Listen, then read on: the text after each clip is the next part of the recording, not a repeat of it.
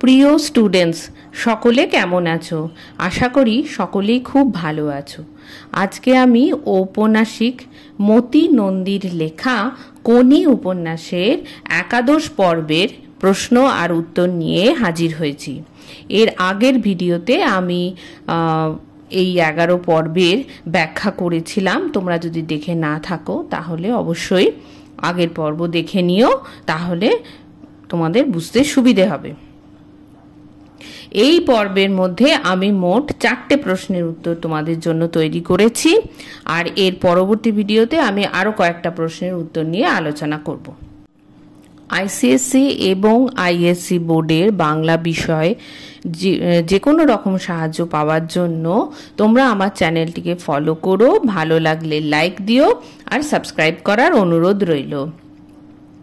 আমি দেখছি যে অনেকে আমার চ্যানেল দেখছো কিন্তু তারা এখনো সাবস্ক্রাইব করে উঠতে পারোনি, তাই আমার একান্ত অনুরোধ আমার চ্যানেল তোমরা সাবস্ক্রাইব করো আর শেয়ার করো, তাহলে কাজের উৎসাহ অনেক বেশি আমার বেড়ে যাবে। তাহলে চলো দেখে নিই এখানে কি কি প্রশ্নের উত্তর আমি তৈরি করেছি। প্রথম 1 নম্বরে রয়েছে যে রোগতপ্ত মানুষের মতো কমল দিঘি ভুল বকতে শুরু করেছে। আচ্ছা, এখানে ক নম্বরে রয়েছে প্রসঙ্গ উল্লেখ করো। উত্তরটা মন দিয়ে শোনো, প্রয়োজনে লিখেও নিতে পারো। উত্তর হলো মতি নন্দী রচিত কোনি উপন্যাসে জুপিটার ক্লাবের সদস্যরা তাদের বার্ষিক প্রতিযোগিতায় অন্যায়ভাবে কোনির এন্ট্রি বাতিল করে দিয়েছিল। তখন 100 মিটার ফ্রি স্টাইল মেয়েদের ইভেন্টে অ্যাপেলো কর্তৃপক্ষ অনুমোদনহীনভাবে অ্যাপেলোর 5 নম্বর ব্লক থেকে কোনিকে দাঁড় করায়। তারপর এয়ার রাইফেলে ক্যাপ ফাটার সঙ্গে সঙ্গে 9 জন মেয়ে জলে ঝাঁপিয়ে পড়ে। প্রথমে অমিয়া 50 মিটার বোর্ড ছোঁয়ে সে ঘুরে গিয়ে কোনিকে অতিক্রম করবার সময় একবার কোনির দিকে তাকায়। কোনি তখন থমকে যায়।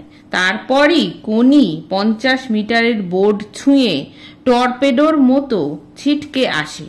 এই প্রসঙ্গে বলা হয়েছে রোগতপ্ত মানুষের মতো কমল দিঘি ভুল বকতে শুরু করেছে। এটা হলো ক নম্বর প্রশ্নের উত্তর। চলে আসি খ নম্বর প্রশ্নতে। দেখে নি এখানে কি আছে। বক্তব্যটির তাৎপর্য বিশ্লেষণ করো। উত্তর হলো রোগতপ্ত মানুষ যেমন ভুল ভাল কথা বলে, অস্বাভাবিক আচরণ করে, তেমনি কমল দিঘিও রোগতপ্ত মানুষের মতো ভুল ভাল বা অস্বাভাবিক আচরণ করছিল। অর্থাৎ কমল দিঘির দর্শকদের এতদিন বদ্ধমূল ধারণা ছিল যে অমিয়াই জয়লাভ করবে। সেই ইভেন্টে জুপিটার ক্লাবের অমিয়া নিশ্চিতভাবে প্রথম হয়ে জয় ছিনিয়ে আনবে। কিন্তু সেই বছর কোনি যেমন অস্বাভাবিক ও নিপুণভাবে অসাধারণ সাঁতার কাটছিল যে কমল দিঘি ও তার সমস্ত দর্শকরাও যেন বিস্মিত হয়ে গিয়েছিল। তাই কমল দিঘিও যেন অবাক হয়ে অস্বাভাবিক আচরণ করছিল। হয়ে গেল আমার 1 নম্বর প্রশ্নের উত্তর। চলে আসি 2 নম্বরে। ওর ছিপছিপে শরীরটার মধ্যে দিনে দিনে সঞ্চিত যন্ত্রণায় ঠাসা শক্তির ভাণ্ডারটিতে যেন বিস্ফোরণ ঘটল। এখানে ক নম্বর প্রশ্ন রয়েছে ওর বলতে কার কথা বলা হয়েছে। উত্তর হলো মতি নন্দী রচিত কোনি উপন্যাসে ওর বলতে কোনির কথা বলা হয়েছে। খ নম্বর, তার ছিপছিপে শরীরে যন্ত্রণা সঞ্চিত হয়েছিল কেন? কোনি ছিল অত্যন্ত দুস্থ দরিদ্র পরিবারের সন্তান। ছোটবেলা থেকে তাকে অভাবের কারণে জীবন সংগ্রামে ব্যস্ত থাকতে হয়েছে। সে নানা সময় নানা ব্যক্তির কাছে অপমানিত ও লাঞ্ছিত হয়েছে, কিন্তু সে সেই সকল অপমানের যোগ্য জবাব দিতে পারেনি। সেই সমস্ত অপমানের যন্ত্রণা জ্বালা তার হৃদয়ে সঞ্চিত ছিল। সেই যন্ত্রণা তার হৃদয় বারুদের স্তূপের মতো সঞ্চিত ছিল। সেই বারুদের স্তূপ তাকে এক অদ্ভুত শক্তির যোগান দিয়েছিল। আচ্ছা, চলে আসি গ নম্বরে। এই শক্তির ভাণ্ডারে বিস্ফোরণ ঘটায় কি ফল হয়েছিল? এর উত্তর হলো, কোনির শক্তির ভাণ্ডারে সঞ্চিত বারুদের স্তূপে বিস্ফোরণ ঘটেছিল জুপিটার ক্লাবের আয়োজিত বার্ষিক সাঁতার প্রতিযোগিতার দিন। কোনি জলে সাঁতার কাটার সময় এক অদ্ভুত শক্তির প্রকাশ ঘটায়। সে অসাধারণ ও অবিশ্বাস্যভাবে সাঁতার কাটতে থাকে, যা দেখে সকলেই বিস্মিত হয়ে যায়। শেষ পর্যন্ত সে বেঙ্গল চ্যাম্পিয়ন অমিয়াকে হারিয়ে জয় ছিনিয়ে আনে। এইভাবে সে তার ও খিদ্দার সঙ্গে হওয়া সকল অপমানের জবাব দিয়েছিল। চলে আসি 3 নম্বরে। কি রকম ডাউন খাওয়ালো দেখলে? বক্তা কে? প্রথম প্রশ্ন উত্তর হবে, মতি নন্দী রচিত কোনি উপন্যাসে বক্তা হলো জুপিটার ক্লাবের বার্ষিক প্রতিযোগিতা দেখতে আসা এক দর্শক।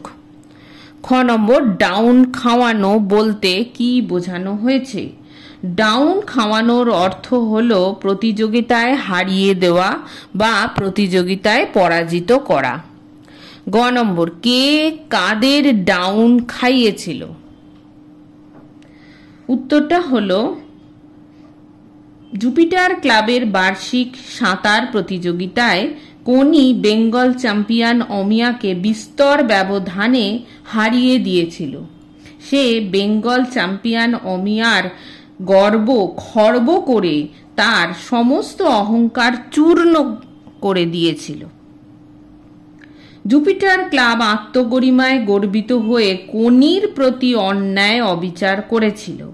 কোনি সেই প্রতিযোগিতায় জয়লাভ করে তার ওপর হওয়া সকল অন্যায়ের যোগ্য জবাব দেয়। এইভাবে সে জুপিটার ক্লাবকে পরাজিত করেছিল। হয়ে গেল গ নম্বর প্রশ্ন।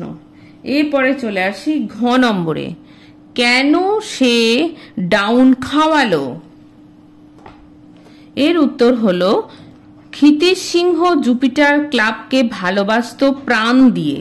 কোনো অবস্থাতেই ক্ষিতীশ জুপিটার ক্লাব ছাড়তে চায়নি, কিন্তু বধূ চাটুর্যে, হরিচরণ মিত্তির ও আরো অনেকে হীন ষড়যন্ত্র করে ক্ষিতীশকে ক্লাব ছাড়তে বাধ্য করে। এমনকি কোনিকে জুপিটার ক্লাবে সাঁতার কাটার সামান্য সুযোগটুকুও তারা দেয় না। ক্ষিতীশ সিংহ প্রতিজ্ঞা করেছিল এর প্রতিশোধ সে নেবেই। সেই জন্য সে অ্যাপেলো ক্লাবে এসে কোনিকে কঠোরভাবে ট্রেনিং দিয়ে একজন সার্থক সফল সাঁতারু তৈরি করেছিল। অমিয়া কোনিকে বলেছিল যে প্রতিযোগিতায় কোনি তার পা ধোয়া জল খাবে। এরপরে ক্ষিতীশ সিংহ কোনিকে প্রতিযোগিতায় নামায়। শেষ পর্যন্ত কোনি অমিয়াকে হারিয়ে বিজয়ের মুকুট ছিনিয়ে আনে। ক্ষিতীশ সিংহ কথায় নয় কাজে বিশ্বাসী ছিলেন, তাই তিনি কোনিকে দিয়ে নিজের ও কোনির ওপর হওয়া সমস্ত অবিচারের যোগ্য জবাব দেন। জুপিটার ক্লাবের সমস্ত ষড়যন্ত্র ব্যর্থ করে জুপিটার ক্লাবের সমস্ত ষড়যন্ত্র ব্যর্থ করে পরিশ্রম নিষ্ঠার জয় হয়। আচ্ছা, এরপরে চলে আসি 4 নম্বরে। 4 নম্বরে রয়েছে, অলিম্পিকের গুল মেরে কি আর সুইমার তৈরি করা যায় রে পাঁটা? বুদ্ধি চাই, খাটুনি চাই, নিষ্ঠা চাই, গবেট গবেট সব। আচ্ছা, প্রথম প্রশ্ন আছে, বক্তা কে? মতি নন্দী রচিত কোনি উপন্যাসে বক্তা হলো সাঁতারের প্রশিক্ষক ক্ষিতীশ সিংহ। খ নম্বর, প্রসঙ্গ উল্লেখ করো। জুপিটার ক্লাবের বার্ষিক প্রতিযোগিতার দিন কোনি বেঙ্গল চ্যাম্পিয়ন জুপিটার ক্লাবের সাঁতারু অমিয়াকে হারিয়ে বিস্তর ব্যবধানে জয়লাভ করেছিল। কোনি যতক্ষণ সাঁতার কাটছিল ততক্ষণ ক্ষিতিশ সিংহ কোনো উত্তেজনা দেখাননি। তিনি শান্তভাবে ভাবলেশহীন মুখ করে প্ল্যাটফর্মে দাঁড়িয়ে এক দৃষ্টে কোনির সাঁতার কাটা পর্যবেক্ষণ করছিল। সে কোনো উদ্বেগ তখনও প্রকাশ করেনি। পরবর্তীকালে কোনি জয়লাভ করলে সে আর নিজেকে আটকে রাখতে পারেনি। সে হঠাৎ সমস্ত দর্শকদের চমকে দিয়ে সকলের সামনে তিরিং তিরিং করে লাফিয়ে উপরিউক্ত কথাগুলি বলেছিল। এটা হলো প্রসঙ্গ। এরপর গ নম্বর রয়েছে বক্তা কি কারণে এ কথা বলেছিল, অথবা এই প্রশ্নটাই ঘুরিয়ে আসতে পারে যে অলিম্পিকের গুলমারা বিষয়টি কি। এই দুটো উত্তর একই হবে। জুপিটার ক্লাবকে ক্ষিতিশ সিংহ প্রাণ দিয়ে ভালোবাসত। সে সেই ক্লাবের সাঁতারুদের দক্ষ সাঁতারু হিসেবে তৈরি করতে চাইতো, কিন্তু সে যে কঠোর পদ্ধতি অবলম্বন করত তা সব সাঁতারুদের পছন্দ হতো না, কারণ তারা কঠোর পরিশ্রম করতে চাইতো না। অপরদিকে ক্ষিতিশ সিংহ ছিল জুপিটার ক্লাবের চিফ ট্রেনার পদে। সেই পদ পাবার আকাঙ্ক্ষা ছিল জুপিটার ক্লাবের সদস্য হরিচরণের। তাই সে ও তার দলের লোকেরা ষড়যন্ত্র করে ক্ষিতিশ সিংহকে ক্লাব থেকে বিতাড়িত করতে চেয়েছিল। একটি মিটিংয়ের আয়োজন তারা করেছিল। সেখানে হরিচরণ জুপিটার ক্লাবের প্রেসিডেন্ট বিনোদ ভরকে বলেছিল যে সে অলিম্পিকে সাঁতার কেটেছে। 0.5 সেকেন্ডের জন্য সে ব্রোঞ্জ জিততে পারেনি। সে কথা সকলে বিশ্বাস করলেও ক্ষিতিশ সিংহ বুঝতে পেরেছিল যে হরিচরণ মিথ্যা কথা বলছে। এরপরে ক্ষিতিশ সিংহকে জুপিটার ক্লাব থেকে তারা বিতাড়িত করে। সে অ্যাপোলো ক্লাবে কোনিকে প্রশিক্ষণ দিয়ে চ্যাম্পিয়ন সাঁতারু তৈরি করে। প্রতিযোগিতায় কোনি জুপিটার ক্লাবের অমিয়াকে হারিয়ে প্রমাণ করে যে মিথ্যার আশ্রয় নিয়ে কোনো মহৎ কাজ হয় না। সাফল্য পেতে হলে বুদ্ধি, পরিশ্রম ও নিষ্ঠার প্রয়োজন হয়। হয়ে গেল গ নম্বর। চলে আসি ঘ নম্বর। 3 বডিতে মেরেছে কেন বলা হয়েছে? দেখবে তোমাদের ওখানে একটা লাইন ছিল যে ক্লিয়ার 3 বডিতে মেরেছে, সেইখান থেকে আমি এই প্রশ্নটা দিয়েছি যে 3 বডিতে মেরেছে কেন বলা হয়েছে। উত্তরটা হলো কোনি অবিশ্বাস্যভাবে সাঁতার কেটে অমিয়াকে হারিয়ে জয়লাভ করেছিল। তখন অ্যাপোলো ক্লাব কর্তৃপক্ষ ও সমস্ত দর্শক মণ্ডলীর মধ্যে প্রচন্ড উত্তেজনার সৃষ্টি হয়। তারা নানা রকম আলাপ আলোচনা করতে থাকে। এই সময় একজন দর্শক বলেছিল যে অমিয়া ও কোনির মধ্যে 3 বডি মানুষের দূরত্ব রয়েছে। 3টি মানুষের সমান ব্যবধান রয়েছে 2 প্রতিযোগীর মধ্যে। উদাহরণটির মধ্যে দিয়ে সেই দর্শক জয়ের ব্যবধানকে চিহ্নিত করেছেন। আচ্ছা, এটা হয়ে গেল আমার 4টে প্রশ্নের উত্তর। এর পরবর্তী যে ভিডিও আনবো সেখানে আমি আরো 4টে প্রশ্নের উত্তর, আরো কয়েকটা প্রশ্নের উত্তর নিয়ে আলোচনা করব। তোমরা সেই ভিডিওর অপেক্ষায় থেকো আর তোমরা সকলে খুব ভালো থেকো।